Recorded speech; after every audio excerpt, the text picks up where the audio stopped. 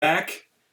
We're going to get down to some nitty gritty on understanding the business planning that kind of originates from the Lean Startup by this guy named Eric Ries, and kind of that's the thought leader that started this whole process. For those of you who like books, you can read that book, and then an application of some of the Lean Startup principles is a Sprint by Jake Knapp, and this is kind of like Google's story of how they bring on new products. They do it in a week. They design everything in a lean way, innovate, and come up with new offerings for the customers based on this sprint. They get a group of people in a room for a week. They come out with a finished product at the end that they've tested and have ready to roll with. So it can be done very quickly and in a lean way.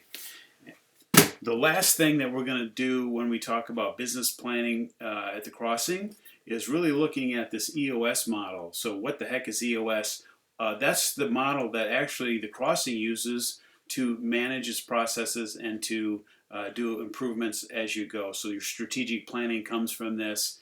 Your level 10 meetings, I don't know if you're calling those yet, but that's in essence what you're doing. And you're just going to teach the students the same model you use at the Crossing with your with the lean business startups going into operating an existing venture with the EOS entrepreneurial operating system model for managing and growing your company or improving your company depending on where you're at. But you need to start out with the understanding of the lean startup first, and then this actually gets into like kind of layered reviews of what we do at the Crossing. So there you go. So moving forward, we're going to go back to this page. It's the entrepreneurial process kind of in a nutshell and how it relates to a lean canvas. Again, a lean canvas, of course I have it upside down, lean canvas, which is what I have on the whiteboard behind me. So I put some stuff down there and I've got these boards that I'm going to talk through.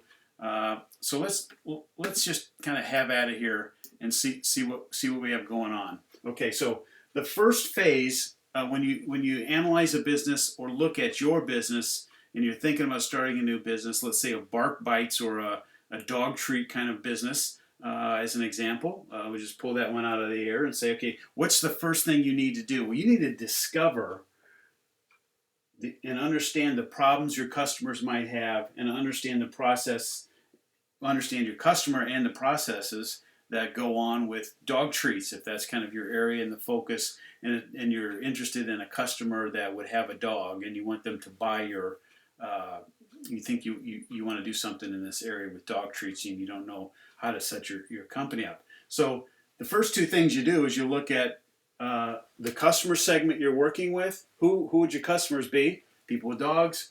And then what's the problem? Let's just say that there's not a good enough dog treat that that one of the problems as you start investigating and talking to your customers and potential customers, you go out and do interviews, you talk to people, and you find a little theme, particularly around, let's say, Chihuahua owners. And they, like, let's just pretend for a moment that Chihuahua owners, I don't know anything about Chihuahua, so I'm kind of really stretching myself, but let's say they have a different taste. These dogs have different tastes, and they don't really entice their dogs to, have proper behavior training with the treats that they have available because the Chihuahua doesn't like these treats. So you start understanding that problem, you start looking at that problem, and you say, hey, we have this customer segment that has this problem, particularly with Chihuahua owners that cannot find a treat good enough that the Chihuahua owners will actually, or the Chihuahuas will do the tricks or have the behaviors they want to reinforce with the treats. So that's kind of phase one, is really digging in and talking to customers. Get out of the school, get out of where they're at, and go talk to people that in the potential area and gather some information. Write it down. List the things you know, the research that you've done, and grab some information. And that's kind of like phase one of this entrepreneurial process. Okay. Phase two is really empathy mapping, and so you start gathering this information. You've been doing the interviews, you're getting some information. Now you're searching for meaning and looking to frame the opportunities around dog treats and defining the problems and reviewing, maybe coming up with a hypothesis. Hey, if we could sell these dog treats to Chihuahua owners, we would really have a market locked in, and we could really kind of start churning it out. This seems like this would be a good thing, and it seems like Chihuahua owners have this problem. It's not something we've made up. It's something we really believe. We've talked to some people, not a lot, but 10, 20 people, potential customers that we've talked to. We've listened to them. We've just kind of paid attention to what they say and how concerned are they about their dog treats for their Chihuahua. What are their pains? What are their pain points? And the pain points are really important no matter what business is like. What is this problem that the business solves for the customer? Okay? So, and then try to redefine the problem, look at it from different angles. And there's like beginning levels of this, and then you start getting a little more fancy, but all of them are in a lean way, short to the point, and don't take a lot of time and money to do. Okay? So that's the second one. And as you get that information, you put on the lean canvas here in the second area where you're looking at unique value proposition. What we think we could do, or we think we have a problem we found that if we have a decent solution someday, we could actually have this market, and uniquely we could craft something that could solve the problem for those Chihuahua owners. Okay, and then I put this down. The bottom part of that is high level concept would be like maybe the Taco Bell of dog treats. So if you were designing, it's like, oh yeah, we could really, every Chihuahua owner and maybe other people that own other dogs would like these treats better too. But really, we started, it could be the Taco Bell of dog treats. This is not the greatest example, but to the point, it is an example. Okay, so there you go. Now we start looking at 3. This is where everybody wants to jump to. And this is probably the biggest problem when I've been working with students on doing their own startups, is they want to start with the solution. They fall in love with their solution before they understand the customer and understand the problems of the customer and understand the pain points of the customer. And they miss the opportunity to design a solution that is really innovative and interesting and new for their customers and to have a business. So don't fall in love with your solution first. But the ideation phase is where you generate ideas to solve the problem. You start thinking it through from different angles, refining your ideas. So that's kind of where you say, well, we really think it's not just marketing. We want to have a different dog treat because we know that Chihuahuas are kind of bred to really like this ingredient in their dog treats. So, you're going to brainstorm possibilities and really dig in and find potential solutions. After you have a solution, you think based on solving someone's problem. This is where you put the solution on the lean canvas, is you dig in and you look at prototype. The prototype is step 4. That's building as quickly and as efficiently in a lean way something you could test. So in a dog treat fad, you'd be like, let's create a dog treat that we could, find some owners that are either going to buy it from us to get it started, or that are going to be willing, if we want to give it away free, let them test it. But then we have to really get feedback from them. We want to understand, did their dog seem to really like these treats compared to other treats? We want to ask questions around the prototype.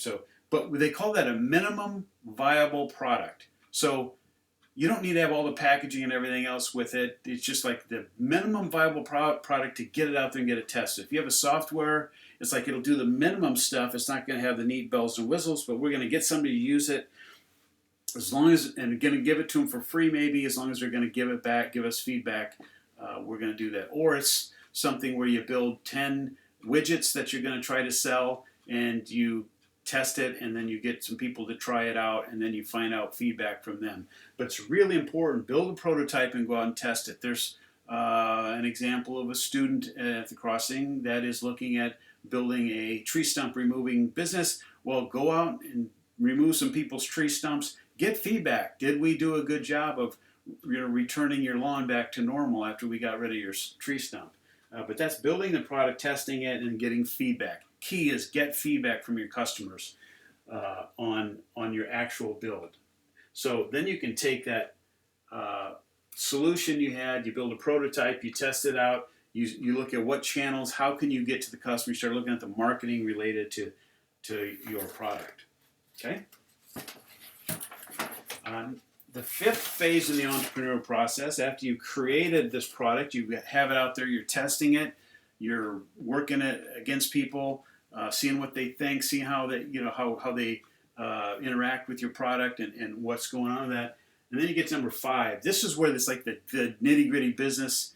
But again, we need to do this in a lean way. And I'm going to talk to you a little bit. I'm going to do another short video on this kind of concept of the different financial reports and then how to do accounting and build a schema so people can understand. Just like business planning, we need to understand the schema. We're going from point A to point B.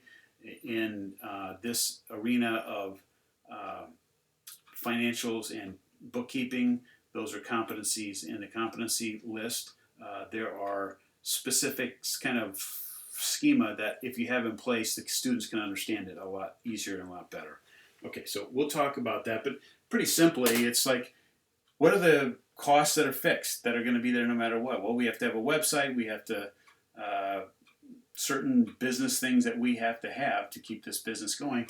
And then there are variable expenses. Well, the more, if we're building these dog treats, we have to buy ingredients. Well, the more dog treats we sell, the more ingredients we have to buy. But we need to know specifically how much do those ingredients cost per dog treat or per batch of dog treats, so we know how to business plan and set up a price for our dog treats. Okay? So, and then revenue streams, like, well, one way might be just to sell it on the internet. Another place might be, I don't know if you can sell it on some kind of special dog treat site, I don't know. But maybe you try to figure out how to sell them on Amazon, and then also you're going to go to an expo and try to sell them at the Doggy Expo, I don't know. But you're going to look for different places where revenue can come into the organization, flows into the business, and then this is the costs that flow out of the business to run your business, and then what's left over is actually, obviously, your profit and loss. So you hear a P&L, or profit and loss statement, or an income statement. That's one of the 3 major income statements that you actually would have to run your business. So those are the 5, and then evolve is just the same thing. Plan, do, check, plan, do, check, act. The idea that you go through this process, you plan something, you actually do it, you've created a prototype, you're testing it out, you're seeing how it's going, you're asking your customers, and then you're adjusting, and then you're coming back. That's kind of the evolve process. Track your learnings, improve, and keep making your product better and move forward, keep moving forward. And then as your business starts to really kind of solidify and you have some traction, maybe things are going for this dog treat business with the students, and you start saying, okay, what do we need to do next? Well, let's go out and get some more funding, because we could have a machine do some of this work to package and to do some wrapping or whatever we're going to do with these treats. Whatever those cost, kind of capital costs you might have or big costs you might have to expand your business, students need to prepare a pitch. The cool thing about that at the Crossing is you can take those student pitches and you can go out to some investors, some people that are donors potentially, and we'll sit and be judges and then give students some money to help get their business started potentially. But that's the pitch part. There's pitch competitions in the state of Indiana that students could actually participate in and get big money if they have a good idea. And then the execute is just keep the business going. You have to keep revenue coming in, holding your costs down because you're running a lean operation, lean manufacturing operation, and you're going to try to maximize your profits. So that's kind of the quick and dirty of this. 6 and 7 is like the key metrics when you're running your business. I guess one of the things I would talk to you guys about, maybe I'll make a video on, is the 4 disciplines of execution and how you look at lag measures or big, hairy, audacious goals, things that you want to accomplish in the business financially, etc. And then how do you set up your lead measures and then a scorecard to track it, and then continually improve your process. But anyway, that's where you would put these key metrics, like how many are we shipping each week, and you're tracking those numbers, and you're looking at that scorecard, and you're trying to grow your business. Okay.